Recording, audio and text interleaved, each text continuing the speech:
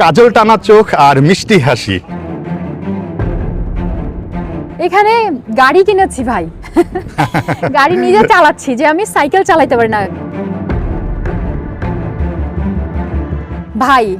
Coffee হাতে এখানে Australian coffee খাচ্ছি, লং ব্ল্যাক। হ্যাঁ, ভালো আছি, সুস্থ আছি। মঞ্জু শাস্তি পেয়েছে, আমি তাকে ভাই বলতে আমার কষ্ট হয়। এই লোকটা আসলে ভাইয়ের যোগ্য না, কোনো সম্বোধনের যোগ্য না। যদি এই দুনিয়ায় বিচার না পাই, আমি আল্লাহর কাছে বিচার দিয়ে রাখছি।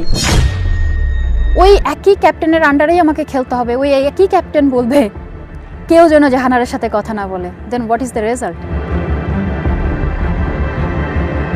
আমি পিটিএসডিতে খুব খারাপভাবে আক্রান্ত। সিডনি ক্রিকেট ক্লাব আমাকে সুযোগ করে দিয়েছে, ওরাই আসলে আমাকে হেল্প করেছে। ক্রিকেট নিউ সাউথ ওয়েলসে ক্যাজুয়াল কোচিং কোঅর্ডিনেটর প্রোগ্রামের সঙ্গে আমি আছি অ্যাজ এ কোচ। নতুন বোর্ড প্রেসিডেন্ট তামিম ইকবালের সঙ্গে কি কথা হয়েছে জাহানারা আপনার? ওনার সাথে আমার কথা হয়েছে।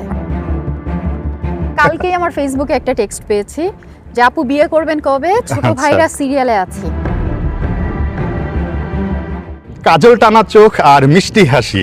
বাংলাদেশের নারী ক্রিকেটে নিঃসন্দেহে জাহানারা আলমকে তার যারা ফ্যান আছেন অনেক বেশি মিস করেন। হুট করে পেয়ে গেলাম নিউ সাউথ ওয়েলসের ক্রিকেট সেন্ট্রালে এসে, এবং সেই হাসি, সেই কাজল টানা চোখ।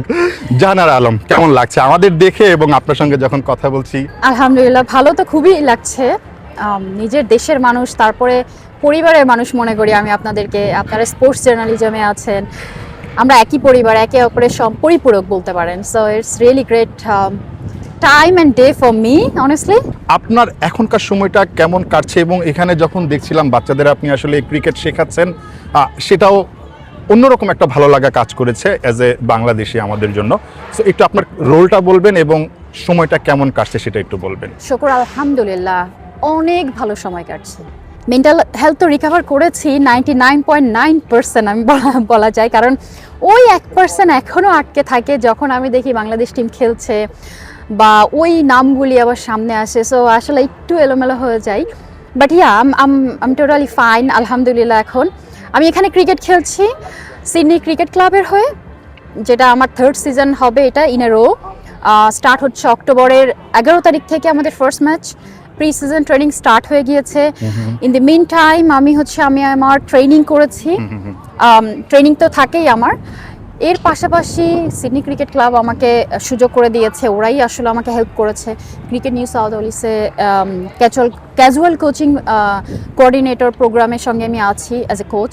9 থেকে আন্ডার 16, 17, 18 পর্যন্ত এলিট লেভেলও সামটাইমস আমি কোচিং করাই 1-to-1। সো ইটস ডিপেন্ড করে লাইক আমি কখন ফ্রি আছি এবং কোন কোন অপরচুনিটি আমি পাচ্ছি এবং আমি কোনগুলি গ্র্যাব করতে পারছি। সো মোটামুটি বলতে পারেন আমি আমার টাইম ওয়েল স্পেন্ড করছি এখানে এবং একটা হেলদি লাইফ লিড করছি। জাহানারা, দেশে ফেরা নিয়ে আবার জাতীয় দলে খেলা নিয়ে স্বপ্নটা কি এখনো দেখেন? আসলেই কি দেখেন বা আসলেই কি পসিবল মনে করেন এখনো আপনি? অবশ্যই দেখি, পসিবল কিনা আমি জানি না। দেখেন, আমি ভাগ্য বিশ্বাস করি, আর আমার লাইফে এত কিছু হয়ে গিয়েছে, এত কিছু এক্সপিরিয়েন্স করেছি আমি, যে আমি ভাগ্যকে আরও বেশি বিশ্বাস করা শুরু করেছি। নতুন বোর্ড প্রেসিডেন্ট তামিম ইকবালের সঙ্গে কি কথা হয়েছে জাহানারা ওনার আপনার? সাথে আমার কথা হয়েছে। আচ্ছা, উনি যেহেতু এখন বোর্ডে আছেন, আপনি যেটা চাচ্ছেন দেশে ফিরে আবারও ন্যাশনাল টিমের হয়ে খেলা, এই বিষয়গুলো নিয়ে কি আসলে শেয়ার করা হয়েছে? বা বোর্ড প্রেসিডেন্ট বা বোর্ড আসলে আপনাকে এই বিষয়ে সহযোগিতা করার জন্য কতটুকু আসলে মনে হচ্ছে যে বেশ সদিচ্ছা আছে বা তারা করছে? তামিম ভাইয়ার সাথে কথা হয়েছে। তামিম ভাই বলেছে আপু আমরা বিষয়টা শুনেছি এবং বিষয়টা এরপরে যদি এরকম কিছু হয় অবশ্যই কোনো অন্যায়কে প্রশ্রয় দেওয়া হবে না। এবং যেহেতু এটা ওমেন্স উইংয়ের একটা আমাদের চেয়ারম্যান আছে, তো উনি আসলে কোনো ডিপার্টমেন্টে আসলে হস্তক্ষেপ করতে চান না, যার ডিপার্টমেন্ট স্বাধীনভাবে চলতে দিতে চান। সো এটা এখন রফিকুল বাবু স্যারের হাতে। ওনার সাথে আমার কথা হয়েছে, উনি আমার ইচ্ছা জানতে চেয়েছেন যে তোমার ইচ্ছা কি, তোমার প্ল্যান কি, তুমি খেলতে আসতে চাও কিনা। তো ওনারাও আমাকে ইগারলি ওয়েলকাম করেছেন সবসময় এবং বলেছেন তোমার জন্য দরজা সবসময় খোলা। দেখেন, আলটিমেটলি আমি এখন গেলে তো ওই টিমটার সাথেই খেলতে হবে, রাইট? ওই একই ক্যাপ্টেনের আন্ডারেই আমাকে খেলতে হবে। ওই একই ক্যাপ্টেন বলবে কেউ যেন জাহানারের সাথে কথা না বলে, then what is the result? Tell me. একইভাবে আমি আবার সাইড বেঞ্চে বসে থাকবো, হোয়াট ইজ দ্য রেজাল্ট? তো আমি আর কত বছর খেলবো বলেন? হায়েস্ট হলে 3-4 বছর খেলবো। হ্যাঁ আমারও তো বয়স হচ্ছে তাই না, আমি যতই নিজেকে কনসিডার করি আমি 16 অনলি, বাট আমি তো আলটিমেটলি 33। জাহানারা একটু ছোট করে জানতে চাই, সেটা হচ্ছে আপনার যে কান্নাটা পুরো দেশকে নাড়িয়ে দিয়েছিল ওই সময়টায়, সবাই আসলে ভয়েস রেজ করেছিল তখন, যারা কিনা আগে কথাও বলতে পারছিল না।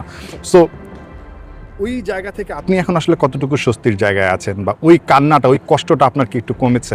ইউ ওন্ট বিলিভ, আমি এখানে মেন্টাল থেরাপি নিয়েছি মেন্টাল হেলথ রিকভারের জন্য, এবং তারা আমাকে ডিক্লেয়ার করেছে যে আমি পিটিএসডিতে খুব খারাপভাবে আক্রান্ত, পোস্ট ট্রমাটিক স্ট্রেস ডিসঅর্ডার। হ্যাঁ, এত খারাপভাবে আক্রান্ত, তার একটা ছোট রিপোর্ট আমাকে দিয়েছে যে এখান থেকে যে আমি নর্মাল আছি, এখনও নর্মাল বিহেভ করছি, এটা আমার জন্য অনেক বড় ব্যাপার। এবং আমি ক্রিকেট খেলছি। আমি একটু খুশি হয়েছিলাম কারণ মঞ্জু শাস্তি পেয়েছে, আমি তাকে ভাই বলতে আমার কষ্ট হয়, এই লোকটা আসলে ভাইয়ের যোগ্য না, কোনো সম্বোধনের যোগ্য না। এই লোকটা শাস্তি পেয়েছে ক্রিকেট বোর্ডের থেকে, এর সাথে কিছু লোক জড়িত ছিল। তৌহিদ, উনি তো মারা গিয়েছেন, আল্লাহর কাছে বিচার দিয়ে রাখছে আমি এখনও। এবং বিলিভ মি, আমি এখনও আল্লাহকে বলি, আল্লাহ, আমি যে বাকি যে সিন্ডিকেট গ্রুপটা ছিল, এরা যেভাবে আমাকে টর্চার করুক বা যাকে টর্চার করুক, যেভাবে টর্চারিত হয়ে এসছি আমরা, আমি যেন যদি দুনিয়ায় বিচার না পাই, আমি আল্লাহর কাছে বিচার দিয়ে রাখছি, উনি বিচার করবেন। আমি এখানে খাচ্ছি দাচ্ছি, ভাই আমাকে সর্বশান্ত করার প্ল্যান করছিল। আমি ন্যাশনাল টিমে আমাকে ঢুকতে দেওয়া হবে না, আমাকে আমাকে আর্থিকভাবে পুরো অচল করে দেওয়া হবে, এবং আপনারা জার্নালিস্টরা সবসময় আমাকেই খুঁজেন ইন্টারভিউ নেওয়ার জন্য, মিডিয়ায় যেন আমাকে পুরো ডাউন করে দেওয়া হয়।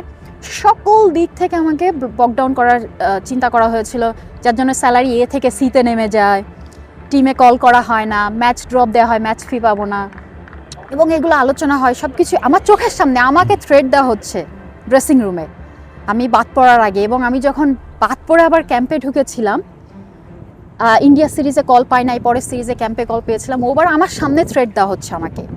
এবং থ্রেটের ভাষ্য এরকম ছিল, কিভাবে ফুটানি দেখায় দেখে নিব, ডাটবাট ছুটে যাবে।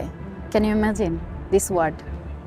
সো দে আর সাকসেসফুল, সবই দুঃখজনক ছিল দে আর আসলে। সাকসেসফুল। সো ভাই, কফি হাতে এখানে অস্ট্রেলিয়ান কফি খাচ্ছি, লং ব্ল্যাক, হ্যাঁ, ভালো আছি, সুস্থ আছি, ক্রিকেট খেলছি, আল্লাহ অনেক ভালো রেখেছে। এখানে এখানে এখানে গাড়ি কিনেছি ভাই, গাড়ি নিজে চালাচ্ছি, যে আমি সাইকেল চালাতে পারি না। ইউ কান্ট বিলিভ, আপনার জীবনটাই চেঞ্জ হয়ে গেছে। সাইকেল চালাতে পারি না, শুধু সোজা সামনে একটু চালাতে পারি, আমি টার্ন নিতে পারি না সাইকেলে, সেই আমি গাড়ি চালাচ্ছি, হ্যাঁ, ড্রাইভ করছি নিজে। সো আলহামদুলিল্লাহ অনেক ভালো আছি, অনেক ভালো আছেন 100%। এটা up to Bangladesh cricket board, যে তারা এনভায়রনমেন্টটা কেমন করবে, আর আল্লাহ আমার নসিবে রেখেছেন কিনা। আমি অবশ্যই খেলতে যেতে চাই। ক্রিকেটার জাহানারাকে তো অবশ্যই দেখতে চায়, পাশাপাশি একদম ছোট করে একটা কথা বলবো, আপনার অনেক ফ্যান বলতে ছেলে ফ্যানরা আপনার অপেক্ষায় আছেন, বিয়ে, বুঝতেই পারছেন। লাস্ট কোয়েশ্চেন, আপনি যদি এই বিষয়ে কোনো কিছু বলতে চান। কালকেই আমার ফেসবুকে একটা টেক্সট পেয়েছি যে আপু বিয়ে করবেন কবে, ছোট ভাইরা সিরিয়ালে আছি। আমি বললাম thank you brother, okay brother. So brother বলেই শেষ। দেখুন, জন্ম মৃত্যু বিয়ে আল্লাহ পাকের হাতে। আপনি চাইলেও আজকে বিয়ে করতে পারবেন না, আপনি না চাইলেও কালকে আপনার বিয়ে হয়ে যেতে পারে। তো এটার অবশ্যই প্রিপারেশন প্রয়োজন হয় বা অনেক কিছু প্রয়োজন হয়, কিন্তু দেখেন আমি সবসময় বলেছি আমার যে সিচুয়েশন, এই সিচুয়েশনে তো আমার এখন বিয়ের পিঁড়িতে বসার অবস্থা নেই। না, অবশ্যই সবচেয়ে আগে যেটা দরকার জাহানারা, সেটা হচ্ছে মেন্টাল পিস, এবং যেটা আমরা চাই যে দেশে ফিরুন আপনি দ্রুততম সময়, এবং যেটা আপনিও চাচ্ছেন ন্যাশনাল টিমের জার্সি, লাল সবুজ জার্সি, সেটা পরা, সেই স্বপ্নটা সবাই দেখছেন। আর যারা স্বপ্ন আপনাকে নিয়ে দেখছেন তারাও দেখতে থাকুক, কারো না কারো তো স্বপ্ন আসলে সত্যি হবে। দর্শক, অস্ট্রেলিয়া এসে জাহানারা আলমের সঙ্গে যেই আড্ডাটা দিচ্ছিলাম, দুর্দান্ত, আরেকটু বড় করতে পারলে ভালো হতো, বাট আপাতত করা যাচ্ছে না, নিশ্চয়ই পরবর্তীতে আবার আড্ডা দেওয়া যাবে। নাহিয়ান বিন জাসিম, 71, সিডনি, অস্ট্রেলিয়া।